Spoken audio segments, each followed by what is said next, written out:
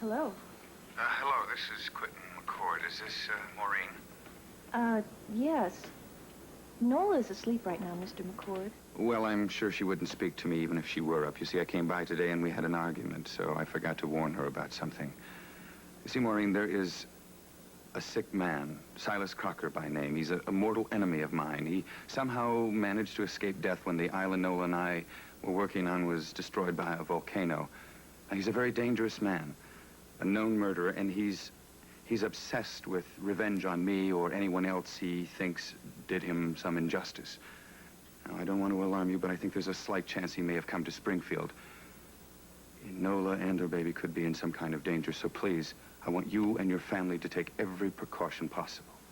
Oh, yes, I understand. You see, I would never forgive myself, Maureen, if anything happened to Nola or her baby as a result of her professional association with me. And Maureen, could you tell her one more thing for me? Yes, of course. While a great many things have changed in my life as a result of the events that happened on the island, I want you to tell Nola that my feelings for her and Kelly Louise haven't changed one bit. Yes, I will. I'll tell her. Good night. Oh, what's the matter with you? You look frightened. There's a man, Silas Crocker, who may be in Springfield. Well, that was Mr. McCord, and he said that Nola and the baby could be in very great danger. All right, look, I know that McCord has an aversion to the police, but tomorrow morning I'm going to call up Larry Wyatt and see if he knows anything about this Silas Crocker. And in the meantime, you are going to help me lock everything up, right? Come on.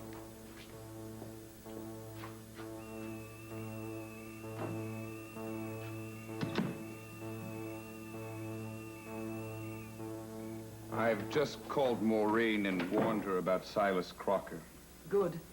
And I told Fritz to keep the dogs out of their kennel until further notice. I'm sure you realize now how important it is for us to be very careful after you saw Helena listening at the door. Yes, of course.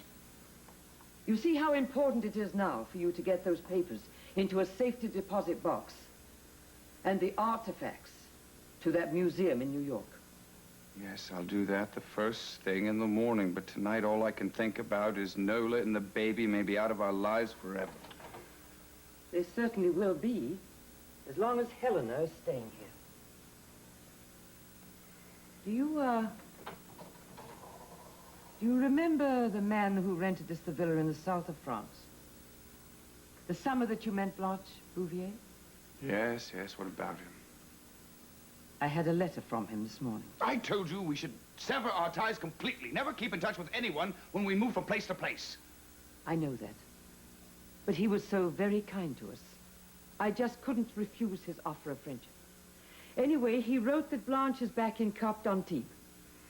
He also wrote me that Blanche's friend, Mona... What was her last name? Enright. Yes, Mona Enright. She died suddenly in Switzerland just a few months ago. My God. Not Mona. Yes. She was such a lovely, pathetic creature. You know, I had complete empathy with her. She was the first person I ever met that was as lonely and lost as I am. Poor Mona.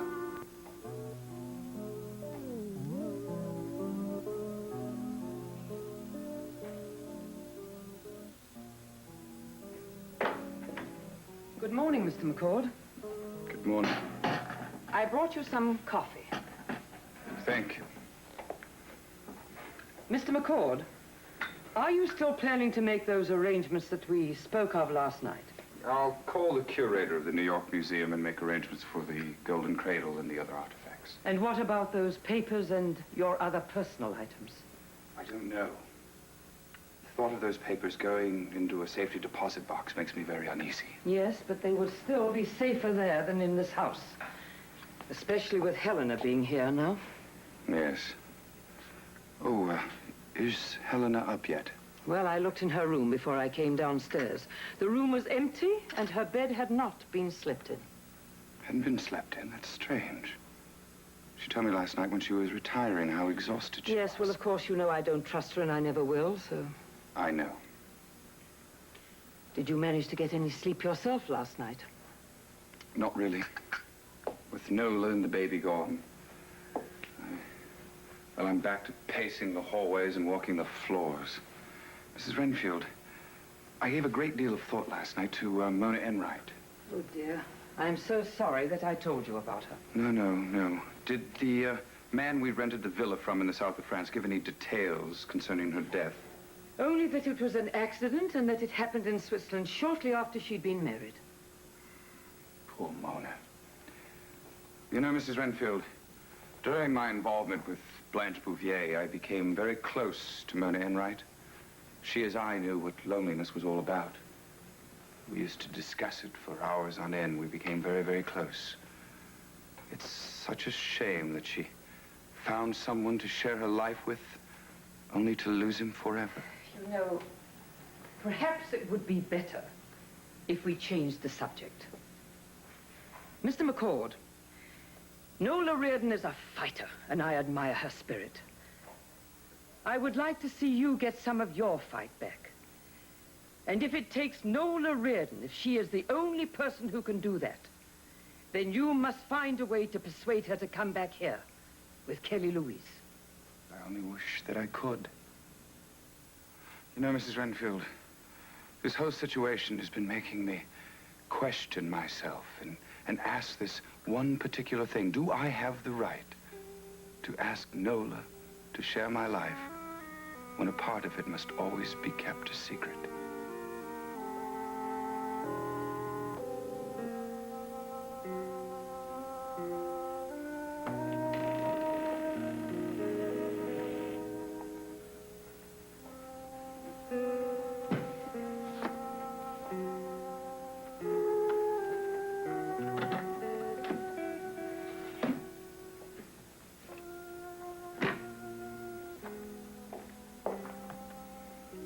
Good afternoon, Mr. McCord. Mrs. Renfield, I've decided to follow your advice and removed all the papers from my hiding place in the bedroom. I'm arranging for a safety deposit box. I've decided to go through the desk and see if there's anything else that I want to secure in that safety deposit box. Good. Now I think you must concentrate on your trip to New York.